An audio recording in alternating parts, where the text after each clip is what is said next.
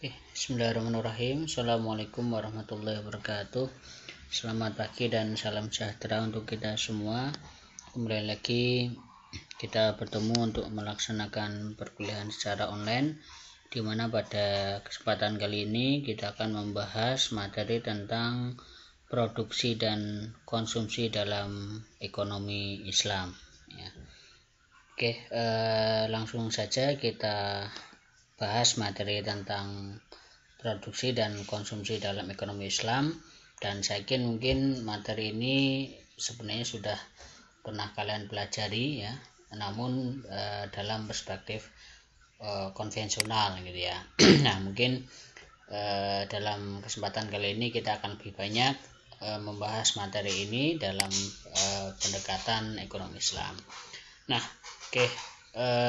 sebelum ke lebih detail seperti apa sih produksi dan konsumsi dalam perspektif Islam, kita awali dulu dari apa sih yang dimaksud dengan produksi ya. Ini mengingatkan kembali kepada kita semua ya, walaupun ini sebenarnya sudah pernah kalian bahas gitu ya.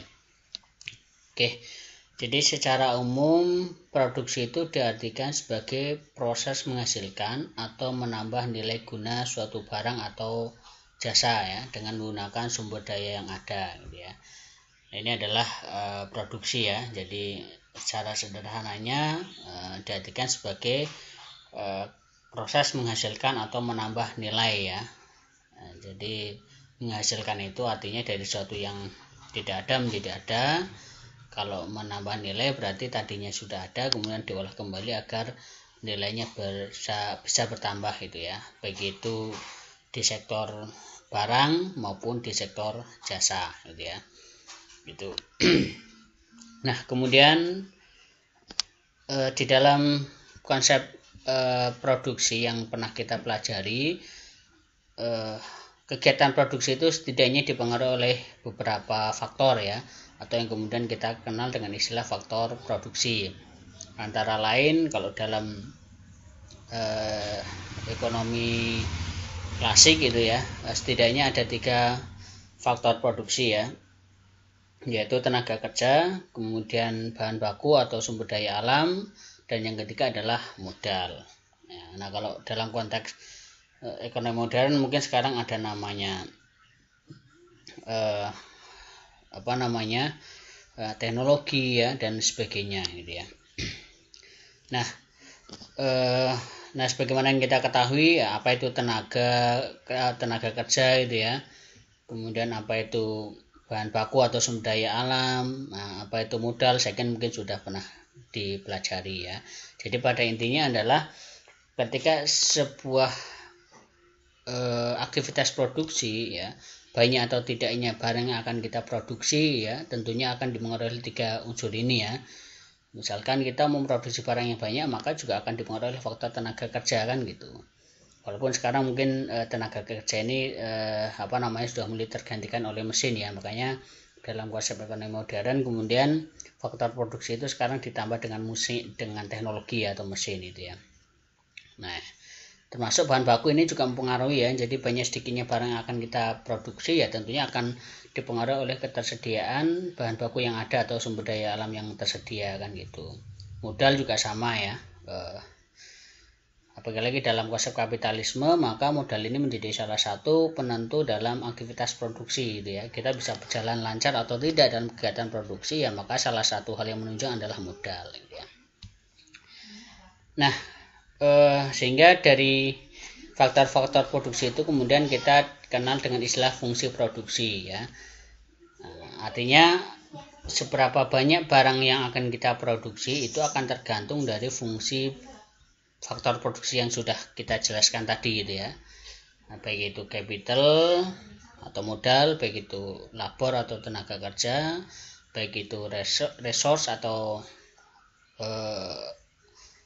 sumber daya alam atau bahan baku, dan juga ada teknologi gitu ya. Nah, ini jadi banyak sedikitnya barang yang akan kita produksi tentunya akan dipengaruhi ini gitu ya. Ketika kita tidak memiliki tenaga kerja yang banyak, maka tentunya kita tidak akan bisa memproduksi dalam jumlah yang banyak. Kita tidak memiliki sumber daya alam ataupun bahan baku yang banyak, maka tentunya kita juga tidak akan bisa produksi dalam jumlah yang banyak kan itu. Sehingga banyak tidaknya barang yang akan kita produksi itu akan tergantung dari namanya fungsi dari faktor produksi ya, baik itu capital, labor, resource, teknologi maupun ada juga yang lebih merincikan ada skill dan sebagainya gitu ya. Nah, dari fungsi produksi ini atau faktor produksi ini ternyata memiliki banyak hambatan ya. Tidak bisa kita serta-merta produksi dalam jumlah banyak dengan cara yang gampang, menyiapkan modal yang besar, kemudian menyiapkan tenaga kerja yang banyak dan sebagainya ya. Nah, tapi ini ada kendala lain ya, misalkan ya ini dalam perspektif konvensional ya, ketika kita ingin produksi dalam jumlah besar maka tentunya kita juga harus menyediakan modal yang besar juga ya, atau kapital yang besar gitu ya. Nah, masalahnya dalam konsep konvensional ketika kita memiliki keterbatasan modal maka ketika kita pengen mencari alternatif modal maka konsekuensi dari modal itu ya nanti konsekuensinya adalah bunga kan gitu. Ketika kita pengen produksi banyak ya, kemudian kita memiliki keterbatasan modal ya, mau tidak mau hanya kita kemudian harus berhubungan dengan mereka-mereka yang memiliki modal ya, masuk di sini misalkan contoh perbankan gitu ya. Maka konsekuensinya adalah ya kita juga harus memberikan imbal balik berupa bunga. Labor ini juga di situ juga muncul masalah gitu ya. Ketika kita ingin produksi banyak, ini kan tujuannya tidak lain adalah untuk mencari keuntungan yang sebesar-besarnya. Maka salah satu untuk mendapatkan keuntungan yang besar, maka kita juga harus seminimal mungkin mengeluarkan biaya kan gitu. Salah satunya adalah biaya yang harus kita keluarkan untuk membayar gaji kepada buruh kan itu. Sehingga dalam konvensional ini ya buruh itu sering dikorbankan untuk kepentingan pengusaha kan gitu ya. Pengusaha pengen untungnya besar maka ya dengan cara eksploitasi buruh ya, dengan cara menggaji buruh yang seminimal mungkin gitu ya. Makanya sekarang ada namanya UMR dan sebagainya ya, dengan harapan agar dengan adanya UMR itu maka perusahaan itu tidak sewenang-wenang memberikan gaji yang rendah bagi para buruh kan gitu. Nah, kemudian resource atau sumber daya alam ini juga dalam konsep konvensional, ketersediaan sumber daya alam itu kan terbatas. Nah, apalagi kemudian dengan adanya konsep kepemilikan individu ya, jadi bahkan sumber daya alam itu kemudian dimiliki oleh individu, terutama bagi mereka yang memiliki banyak modal. Nah, sehingga bagi yang tidak memiliki sumber daya alam ya maka dia harus membeli ataupun menyewakan gitu, yang mana itu juga membutuhkan kos ataupun biaya gitu. Kemudian terakhir adalah teknologi ini juga memunculkan masalah ya, karena teknologi itu sekarang dianggap sebagai sesuatu yang tidak semua orang bisa membuatnya, sehingga cenderung teknologi itu kemudian biayanya tinggi gitu ya. Itu. Nah, bagaimana dalam konsep ekonomi Islam? Maka ini memiliki pandangan yang berbeda ya. Misalkan dalam konsep kapital ya, kapital itu dalam konsep ekonomi Islam maka ya tentunya tidak boleh menggunakan skema bunga gitu ya, harus menggunakan skema bagi hasil atau profit sharing gitu ya. Ini mungkin akan kita bahas di pertemuan selanjutnya gitu ya, masalah bagi hasil dan sebagainya. Nah, kemudian labor atau tenaga kerja ini juga dalam konsep ekonomi Islam maka tidak boleh kita mengeksploitasi buruh gitu ya. Makanya ada hadis yang mengatakan kita itu dilarang menggaji karyawan ataupun menggaji buruh sebelum keringatnya mengering ya. Jadi dengan hadis tersebut jangankan kita mengeksploitasi ya, kita telat menggaji saja hukumnya tidak diperbolehkan. Kemudian resource atau sumber daya alam ini kalau dalam konsep Islam itu cukup ketersediaannya. Artinya Tuhan itu menciptakan alam semesta ini termasuk sumber daya alam itu ya posisinya ya sudah sesuai apa yang dibutuhkan oleh manusia ya. Nah ini dan apa yang sudah disediakan oleh Tuhan tersebut harusnya digunakan untuk kesejahteraan untuk bersama ya. Nah, makanya dalam konsep Islam kemarin tidak ada namanya kepemilikan mutlak gitu ya. Kepemilikan itu kemarin terbagi menjadi 3, ada kepemilikan individu, kemudian ada kepemilikan umum dan ada kepemilikan negara. Tapi 3 kepemilikan tersebut itu pun juga sifatnya tidak mutlak gitu ya. Kita hanya memiliki sesuai dengan usia hidup kita gitu ya. Kemudian teknologi, ya, dalam konsep Islam itu tentunya teknologi yang itu bermanfaat untuk umum, maka jangan dikapitalisasi gitu ya, jangan diprivatisasi ya, tapi harusnya teknologi itu harus digunakan untuk kepentingan kemaslahatan bersama gitu ya. Kalau memang teknologi itu bermanfaat untuk orang banyak ya jangan dikapitalisasi kan gitu. Nah, itu adalah bagaimana fungsi produksi ya. Nah, kemudian selanjutnya adalah bagaimana sih Islam itu memandang konsep produksi gitu ya. Nah, sebelum ke lebih detail, ini ada salah satu ayat yang menggambarkan tentang bagaimana Islam itu memandang produksi gitu ya. Jadi di dalam sebuah hadis, salah satu hadis yang diriwayatkan oleh Imam Bukhari, di situ dikatakan bahwasanya Nabi Muhammad Rasulullah SAW mengatakan, sesungguhnya yang mempunyai sebidang tanah harus menggarap tanahnya sendiri dan jangan membiarkannya ya. Jadi kalau kita punya tanah ya harus digarap ya, jangan tanah itu kita biarkan ya. Artinya dengan kata lain kalau kita punya sumber daya alam ya itu harus dikelola, jangan dianggurkan kan gitu. Apabila kita tidak bisa menggarap sendiri ya dia harus memberikannya kepada orang lain untuk mengerjakannya ya. Kalau kita nggak bisa nggarap sendiri karena mungkin kita bukan profesi sebagai petani ya silakan bisa itu dikerjakan orang lain ya. Yang penting adalah sumber daya alam itu jangan hanya terdiam saja dan tidak terkelola gitu ya.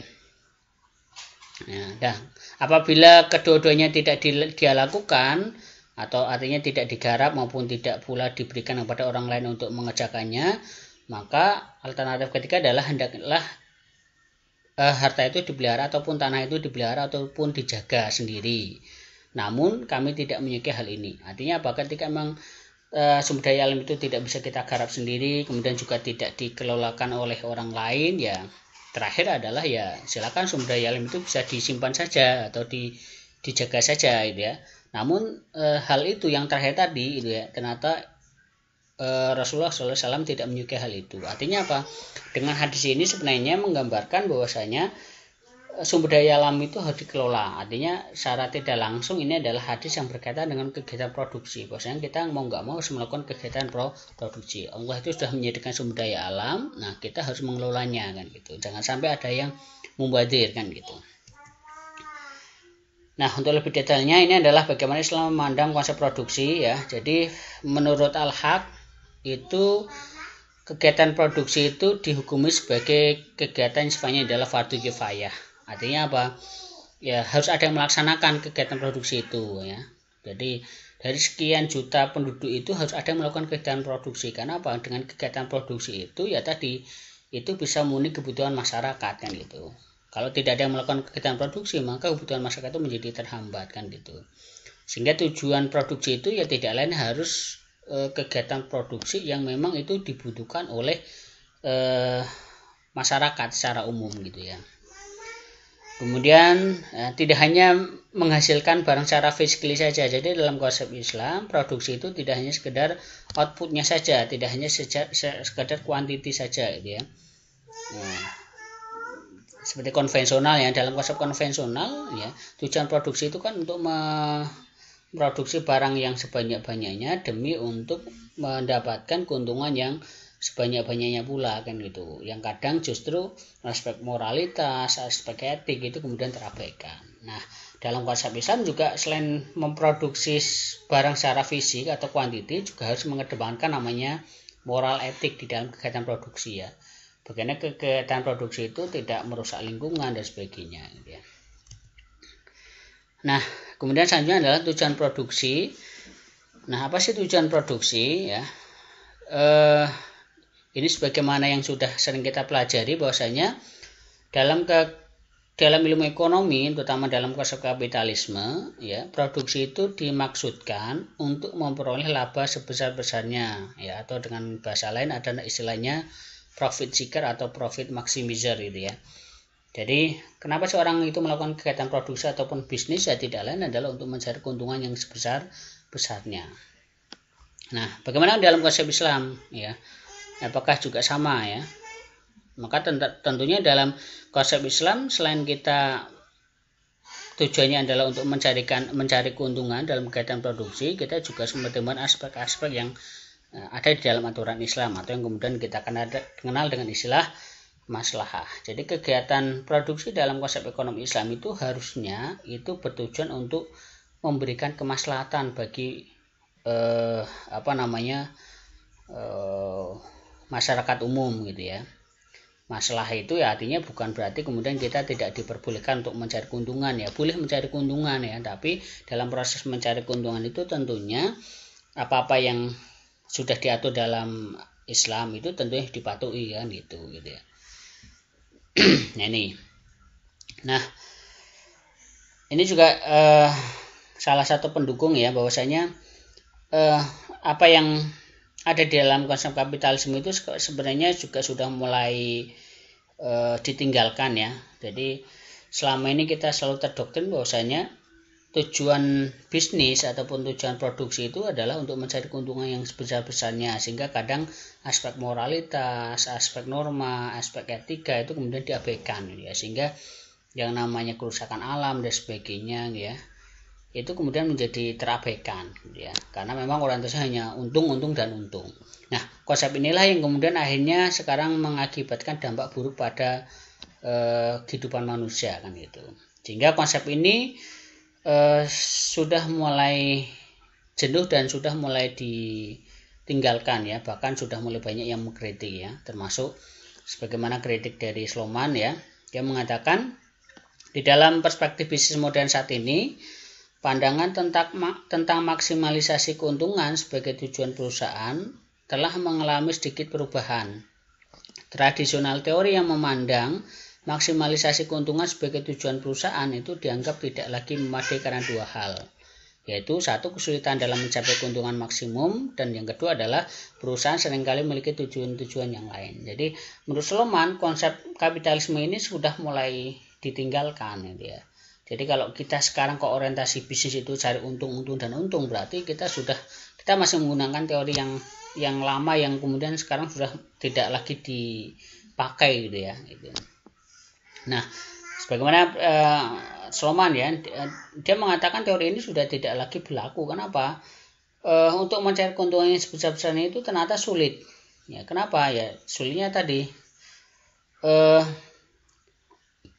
nggak ada batasan yang jelas berapa sih keuntungan besar ya. Sebagai contoh misalkan pada bulan ini mungkin perusahaan A itu dia sudah mau memenuhi target keuntungannya sekian miliar misalkan, maka pada tahun selanjutnya, tahun berikutnya dia akan mentarget pada nilai keuntungan yang lebih besar lagi dan seterusnya gitu ya, sehingga justru ini menjadikan manusia itu semakin rakus gitu ya. Nah, dan yang kedua adalah ternyata tidak semua perusahaan itu tujuannya adalah untuk mencari keuntungan ya, walaupun ini mungkin kalau konsep kedua ini mungkin sangat jarang sekali ya, hampir semua perusahaan itu mungkin cari keuntungan gitu ya, mungkin hanya sebagian kecil saja yang mungkin punya orientasi yang lain ya gitu. Nah, bagaimana sih pendekatan matematisnya antara profit maximizer dan maslahah? Ini kalau kita mau memahami lebih jelas dengan pendekatan matematis, bedanya antara profit maximizer atau keuntungan yang sebesar-besarnya dengan konsep maslahah gitu ya. Oke, nah, tadi ya dalam konsep konvensional tujuan produksi itu adalah profit maximizer, di mana profit maximizer itu kan rumus sederhananya ini ya, P sama dengan total revenue dikurangi dengan total cost gitu ya. Kita dianggap untung ya dari ini ya, total pemasukan dikurangi dengan total biaya. Ketika memang total revenue ini lebih besar, maka ya nanti kita mendapatkan keuntungan kan gitu. Nah, tapi yang jadi masalah adalah ini, karena orientasinya adalah profit maximizer, bagaimana agar untungnya ini besar? Maka dengan dua cara ya, satu harus menaikkan total revenue, yang kedua adalah harus mengurangi total cost agar P-nya besar kan gitu. Nah, kadang yang dikorbankan adalah ini total cost-nya. Bagaimana kemudian dalam kegiatan produksi itu pemasukannya banyak tapi biaya yang harus kita keluarkan sedikit. Maka salah satu yang biasa dikorbankan adalah mengenai upah kepada buruh ya, yang kemudian dieksploitasi gitu ya. Jadi nggak ada yang namanya perusahaan itu pengen menggaji karyawan dengan gaji yang besar gitu ya. Pengennya kalau bisa gaji dengan gaji yang kecil, agar apa? Agar keuntungan perusahaan itu tinggi kan gitu. Nah, bagaimana dalam konsep ekonomi Islam? tadi ya, tujuan adalah maslahah. Nah, masalah itu sederhananya adalah ini, secara finansial kita dapat, secara berkah juga dapat, artinya kita juga sesuai dengan aturan Islam dan sesuai dengan anjuran yang ada dalam konsep Islam kan itu. Jadi masalah itu bukan berarti kemudian kita tidak boleh mencari keuntungan. Boleh kita cari keuntungan, tapi juga kita harus juga mendapatkan keberkahan kan gitu. Nah, ini yang jadi masalah adalah bagaimana kita menghitung berkah, ini kan yang sulit gitu ya. Tapi bisa gitu ya. Nah, masalah itu rumusnya gini, M atau masalah sama dengan P atau ini ya, ditambah dengan berkah. Jadi selain kita untung secara finansial, itu kita juga harus berkah. Nah, permasalahan adalah bagaimana menghitung B ini kan itu, atau berkah ini ya. Nah, ini sebenarnya bisa itu ya. Nah, ini berkah atau B ini akan diperoleh apabila produsen menerapkan prinsip dalam Islam. Jadi B itu akan kita dapatkan kalau dalam kegiatan produksi itu kita sesuai dengan aturan yang ada dalam Islam. Nah, masalahnya adalah ini, penerapan prinsip dan nilai Islam tersebut itu seringkali menimbulkan nilai ekstra atau biaya ekstra.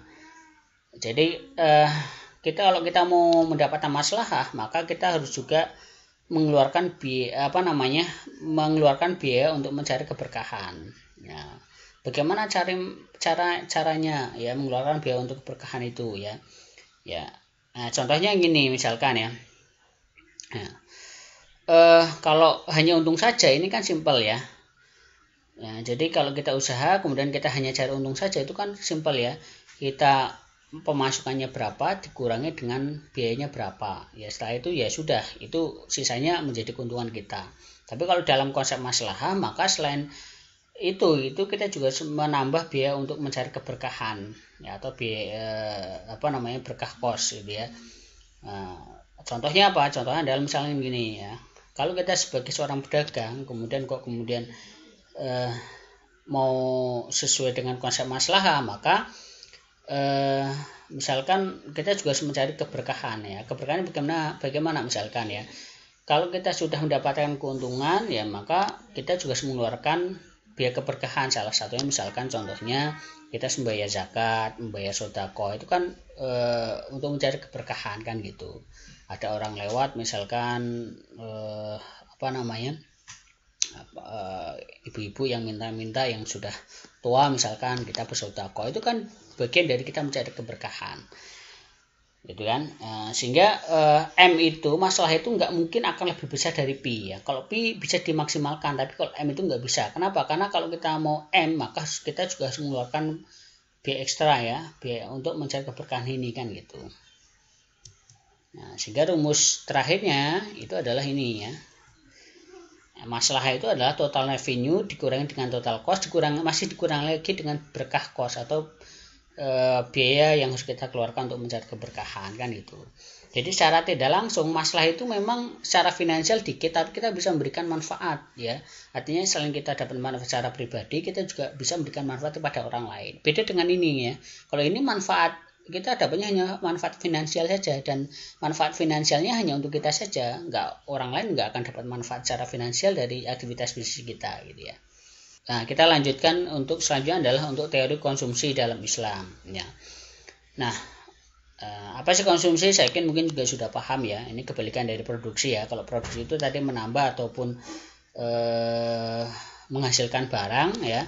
Tapi kalau konsumsi berarti adalah mengurangi ataupun menghabiskan nilai suatu barang kan gitu ya. Itu ya. Nah, langsung saja mungkin langsung ke tujuannya. Nah, tujuan konsumsi dalam Islam adalah untuk memaksimalkan maslahah ya. Jadi sama ya, baik itu produksi maupun konsumsi dalam Islam itu sama, tujuan adalah untuk memberikan kemaslahatan ya, atau memberikan kebaikan kepada umat manusia ya, bukan hanya sekedar untuk memaksimalkan kepuasan atau maksimum utility. Karena dalam konsep konvensional konsumsi tujuan adalah untuk mencari kepuasan kan gitu ya. Apa sih tujuan kita itu membeli barang ya, untuk mencari kepuasan kan gitu. Nah gitu, dimana kepuasan ya, dalam konsep konvensional atau utility itu ya merupakan ukuran kebahagiaan ya.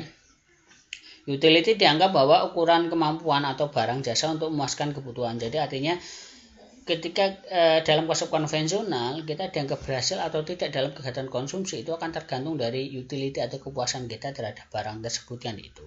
Dimana kepuasan terhadap barang yang kita beli itu akan tergantung dari fungsi X1, X2, X3 dan seterusnya kan itu. Artinya kepuasan atau utility itu akan kita dapatkan dari semakin banyak kita mengkonsumsi barang. Ya, logikanya adalah kita punya motor 1 dengan punya motor 2 dalam konsep konvensional, maka akan lebih utility-nya akan lebih dapat ketika kita mengkonsumsi barang yang 2 atau kita memiliki motor 2 kan gitu. Nah, makanya dalam konsep konvensional, orang-orang konvensional itu dia semakin ketika dia memang memiliki uang banyak, dia akan mengkonsumsi barang yang dalam jumlah yang banyak kan gitu ya. Nah ini bagaimana dalam konsep Islam, maka ya tadi konsumsi sama dengan produksi ya, dimana tujuan adalah maslahah ya. Cuma maslahah di sini mungkin konsepnya beda dengan masalah yang ada di produksi ya. Nah, jadi maslahah yang dalam konsep konsumsi itu akan bisa didapatkan bukan dari seberapa banyak barang kita konsumsi ya. Kalau dikonsumsi kan, kalau di konvensional kan tolak ukur kepuasan atau tolak ukur konsumsi itu diukur dari kepuasan, di mana kepuasan itu didapatkan dari semakin banyak barang kita mengkonsumsi kan gitu. Atau dengan kata lain ya, dalam konsep konvensional itu kita diajarkan untuk hidup hedonisme kan gitu, atau mubazir kan gitu, atau berlebihan kan gitu.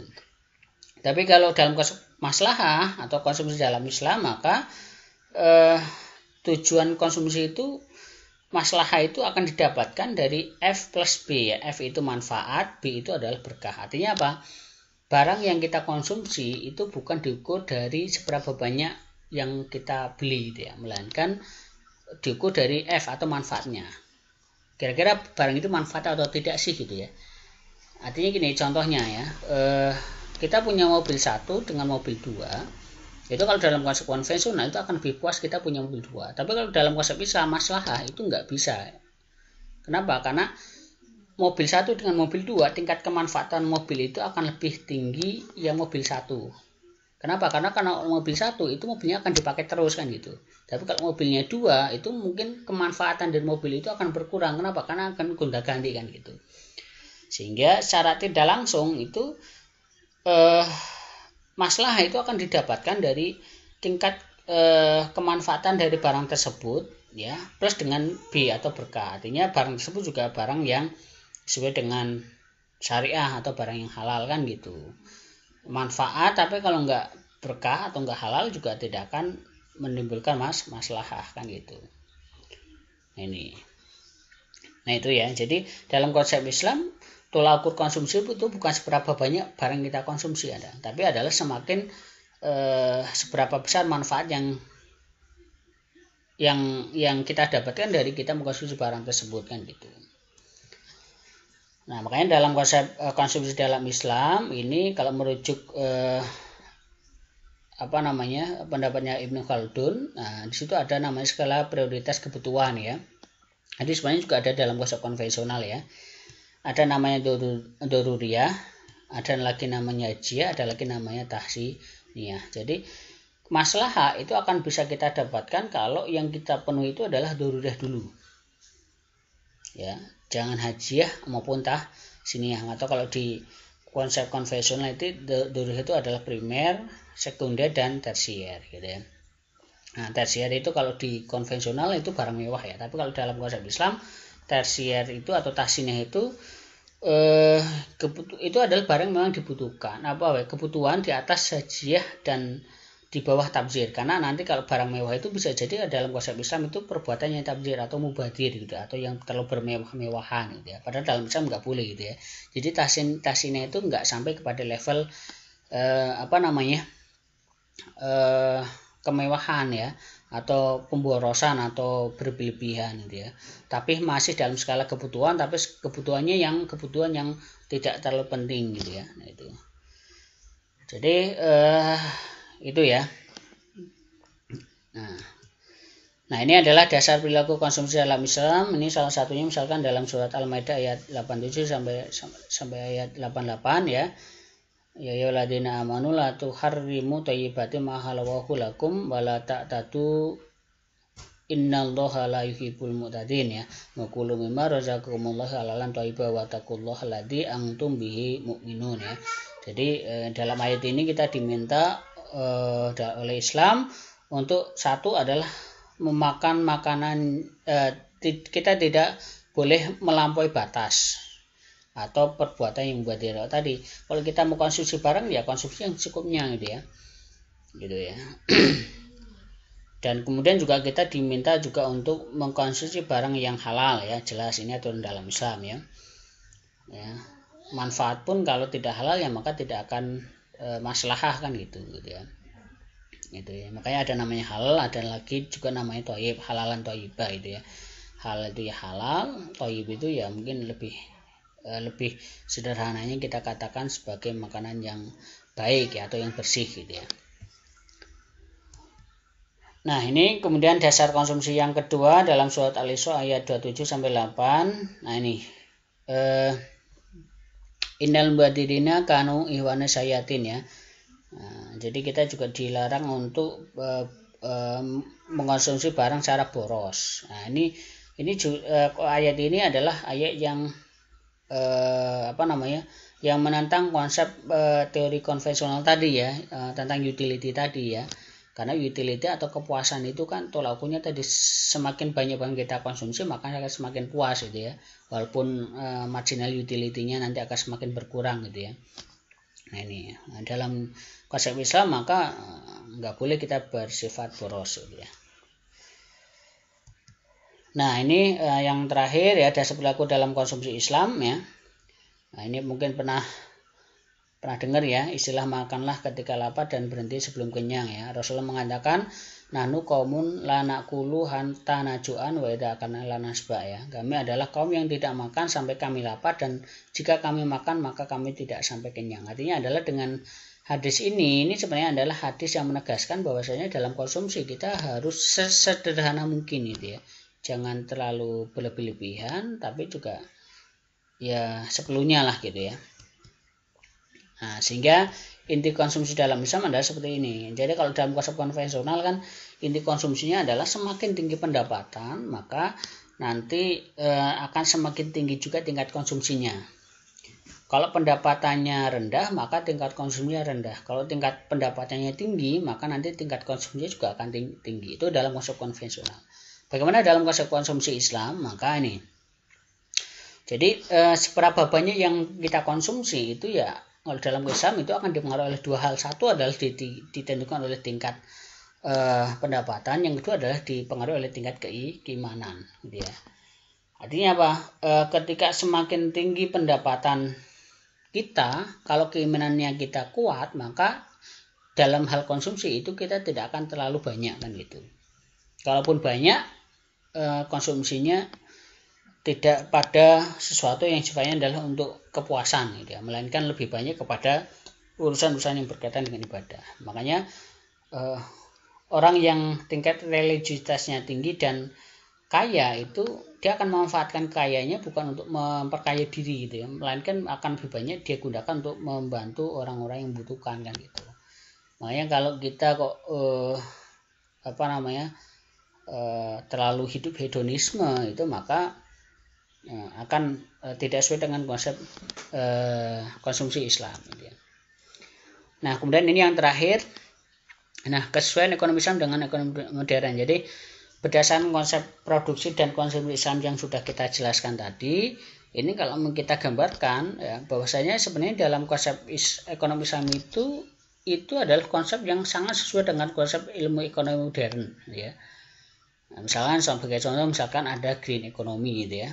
Nah, misalnya tadi kita sudah membahas tentang masalah produksi ya.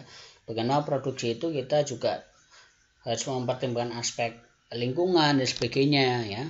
Ini kan sangat sesuai dengan konsep ekonomi yang sekarang dikembangkan ya. Seperti contohnya green economy gitu ya.